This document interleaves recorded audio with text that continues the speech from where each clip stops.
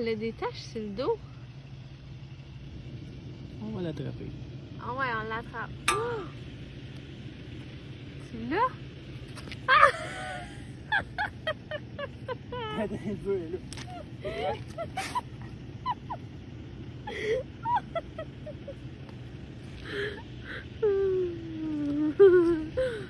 Oh, petite tanante. Ah, moi, t'es donc bien belle. T'es donc bien belle. Donc, on est rendu dans les Everglades et une soirée humide à Everglades City. On s'est promené puisque je voulais manger une crème glacée.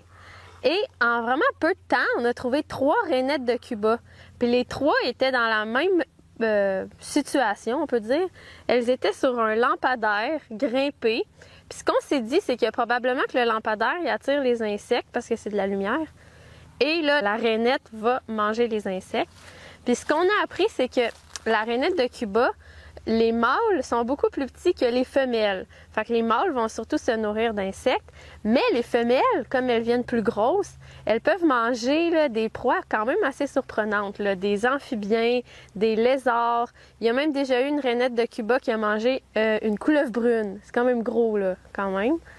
Et ça peut poser problème parce que la rainette de Cuba, ben, elle vient pas d'ici, elle vient pas de Floride. Elle vient de Cuba, Bahamas, ces régions-là. Et elle a été apportée par le sud, probablement par un bateau.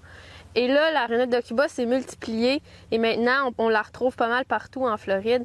Et comme je vous dis, là, les grosses femelles peuvent manger des grosses proies, fait que ça met en péril un peu les populations d'amphibiens indigènes ici de la Floride. La rainette de Cuba, elle pourrait être confondue avec d'autres rainettes qui sont indigènes de Floride, mais on la reconnaît assez bien parce qu'elle a une silhouette très mince, là, elle a l'air maigrichonne un peu, puis elle a des gros yeux qui ont de l'air de sortir de la tête, avec des grosses ventouses, plus grosses que les autres rainettes. Mais sa couleur, ça peut être variable. On en a trouvé des fois qui étaient plus pâles, là, un genre de beige, des fois sont plus foncées, ça varie de beige à brun. Des fois, il y a des taches, des fois non. Fait que c'est très variable.